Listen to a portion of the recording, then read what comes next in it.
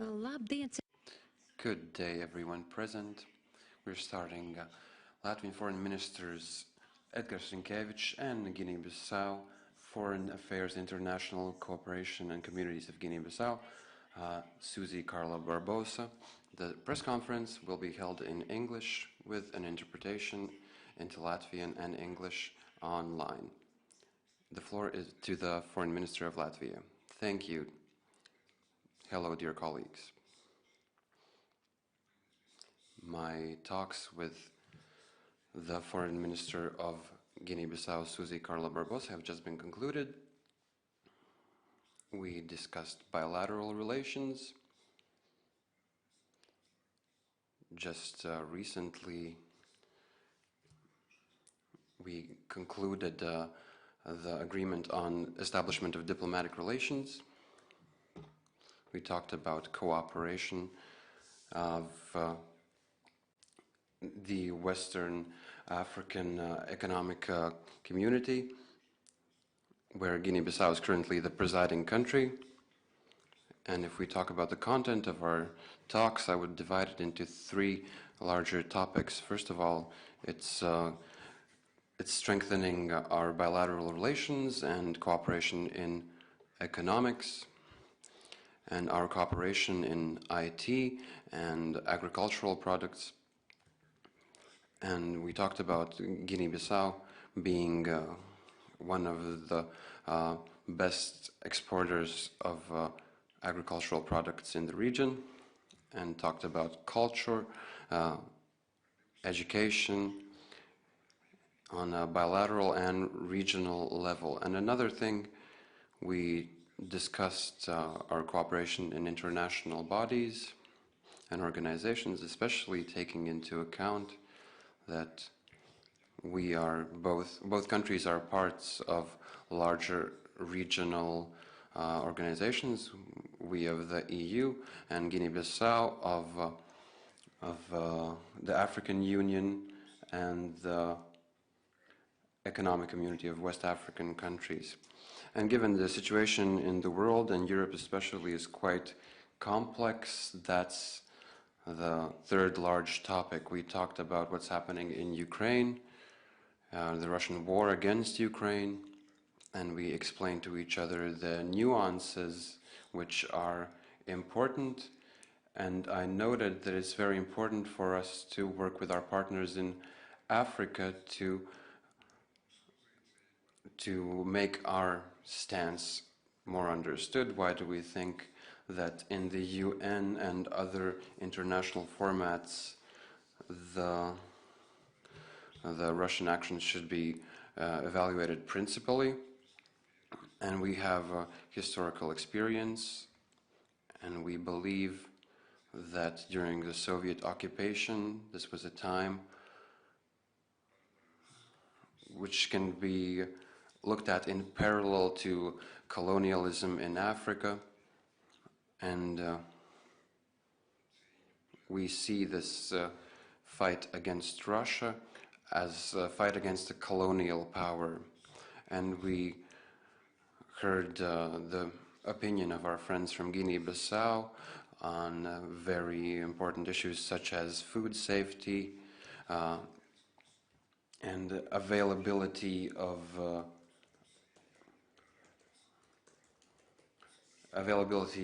fertilizers. And what we should understand, and what was quite interesting, was to hear my colleague's opinion on the events and developments in such countries in Mali, Burkina Faso. And the conclusion we quickly made was that safety questions are interlinked. Every country feels the effect of the war in Ukraine in terms of, for example, food availability and scarcity, and wars in Africa manifest themselves with migration, for example. And in the end, close cooperation, consultations, and mutual support in international organizations with small states such as Latvia and Guinea-Bissau is very important. So it was a great pleasure to talk about our cooperation, our visions, and as we already talked, We should be much louder and more visible in Africa, and I believe that we could explain several things that in everyday life are not as clear as for our region. And I thank you very much for your visit, and I'm looking forward for positive further cooperation with Guinea-Bissau and all of ECOWAS and other countries in the African continent. Thank you very much, Minister, and the floor is given to the Minister of Guinea-Bissau, please. Thank you very much for the opportunity. First of all, I would like to start by thanking for the invitation to come to Latvia. For you to know, it's the first official visit of a member of government of Guinea-Bissau to this country, which I think is very important, because through this visit, my country will have the chance of knowing Latvia and knowing the opportunities of negotiation, of trade with your country. I think by being both of us small countries and by being both of us countries with a quite a small population, for you to have an idea, Guinea-Bissau has also about 1 million people as Latvia, so we have all this in common. But as my president always says, and I like to use this expression, we may be a small country, but we don't have to be a small nation, because a small country has the same vote and the same voice as a big country. They don't have more voices for being bigger. So internationally, we have the same rights than a big nation. And I think one of the ways of strengthening our position is exactly by this, by the international relations, by having strong partners. And Guinea-Bissau wants to be a strong partner of Latvia, because we can have a very motivated and common interests. Beginning by the sectors, I think we can start by working with, I'd say, agriculture, high technology. I visited yesterday the University of Latvia, which I was very impressed with. And I may say it's one of the worries, the formation of our students, because we have 65% of our population with people from 18 to 25 years. So mainly it's a very young population, and we are worried about how to give information to this young population. Also, I came in my capacity of chair of the ECOWAS Ministers' Council. The ECOWAS, as you may know, it's the western side of Africa regional community that involves 15 countries. Guinea-Bissau, even though being the second smallest one, is the one chairing this ECOWAS community. And I think it's very important for us to know our realities and to know that for Latvia it's important to have this partner, because when you are candidates to an international position, it's important to have your country and your goals known by this country that probably are going to make a difference when we are voting for this international position. So I want to thank you for this opportunity of knowing more about your culture, about knowing more about your history, but also knowing about the opportunities of us cooperating bilaterally. I want to end up by saying that this is the result of my visit to European Union.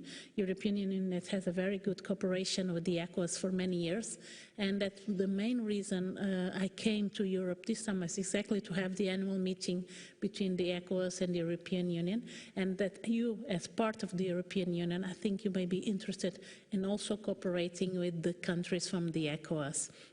In all, I think it was a very positive visit. I had the chance of being received by His Excellency the President of the Republic, by the Speaker, by the Vice Speaker, and today by my homologue, the Minister of Foreign Affairs.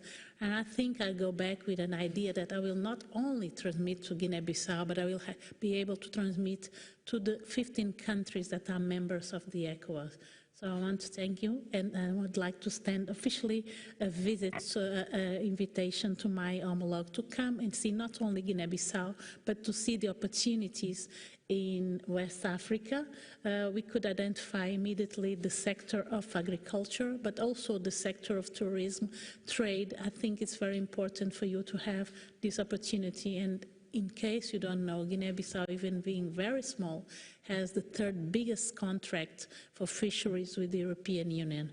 The only countries that have bigger contract than us are Mauritania and Morocco, and we are the third biggest suppliers of fish for the European Union. So I think there's an opportunity also for industry and for other areas you'd like to explore. Thank you very much. Paldies, ministres kundzei. Laiks. Thank you, Ms. Minister. Time for media questions. Good day, Emily Jürgensson from the Latvian television. I'll start with a question for the minister from Guinea-Bissau. Your president met Ukrainian President Volodymyr Zelensky to talk about grain export problems because of the war started by Russia in Ukraine. And Africa values Ukrainian grain. It's very important for them. Is this problem resolved? Secondly, when the war started, the Russian foreign minister visited African countries to talk about the Russian version about what is happening in Ukraine. How do you feel this Russian propaganda in your country? Third question. African countries have a huge vote in UN decisions, which apply especially to the Russian war in Ukraine. Not all countries have the same idea. What are your thoughts? How could you affect this opinion in favor of Ukraine? And the question for our Minister Edgars Rinkēvičs, how do you see Guinea-Bissau helping to actualize and prioritize the Ukrainian question in the UN? Start by saying that the reason why we visit, because I was with my president when we went to Ukraine. We went to Russia first, and then we went to Ukraine last October. It was not because of the grains. It was really a humanitarian mission. Until now, we are not interested in the grains of Ukraine. Guinea-Bissau is not a country that really imports grains. The only grain we import is rice, and it does not come from Ukraine or from Russia. The reason why we went there is in our quality of chair of the ECOWAS, because we thought it was not fair, and this is the position of my president as the chair of ECOWAS, to go listen to Russia and not to listen to Ukraine. For you to have a judgment, for you to have a good decision, you should always hear both sides. So even though Russia is a traditional partner of Guinea-Bissau, it did help us during our independence, it did support it with scholarship, we thought that it was important also to hear the government and the voice of Ukraine, and this is what we did. When we came back, we immediately transmitted the result of that visit to the ECOWAS countries so they could hear from both sides. Because, as you may know, he was the only African leader who went to Ukraine. Because before there was a visit of the chair of the African Union, which is our neighbor, Senegal, but the visit was only to Russia, not to Ukraine. So for us it was important also to hear the side of Ukraine. And I may emphasize, we did not go as to grain, because we don't need the grains.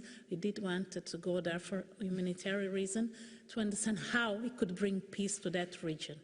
The second question is that the ECOWAS do have visits from Russian leaders, but we did not receive in Guinea-Bissau the visit of my homologue Lavrov. I might say Lavrov has good relations with me. We speak as homologues, and Guinea-Bissau has good relations with Russia. But that does not mean we cannot have good relations with Ukraine. Privately, Guinea-Bissau may have its own position about the situation happening between Russia and Ukraine, but as you heard, we are part of the ECOWAS, and all positions we present are a common position of the ECOWAS. And ECOWAS, even though it's far from that region, is feeling also the consequences of this war. Because it's not only grains, it's also the fertilizers. And being an agricultural country, we need fertilizers. It's not that we cannot find them. We do find them, but they are much more expensive. And also the cost of life in our country has risen a lot due to this war. So it's a war that concerns all human beings, all people, all populations in the world, not only the European. And finally, I would like to say that I hope by coming to these closer areas of Europe, we are aware that this is a war that has to worry all the world, not only the closer countries, because we're speaking about humanity. Thank you.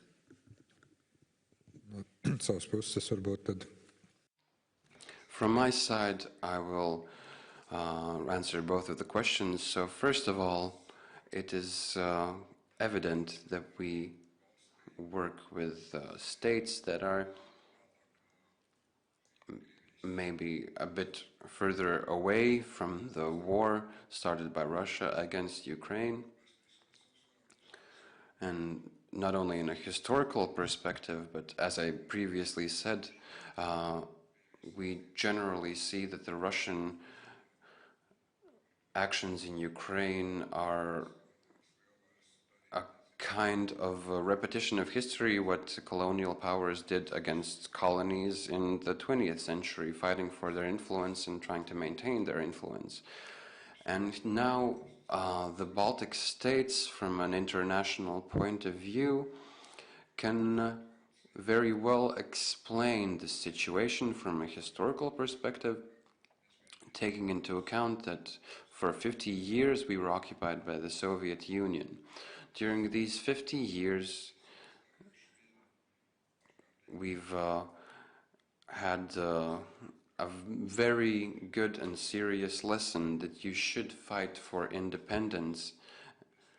But me and my colleague already discussed that in many African countries, both universities and studies that were and there still are available in the Soviet Union, it's a fact that Russia has a specific university where you can study African studies and relations with African countries.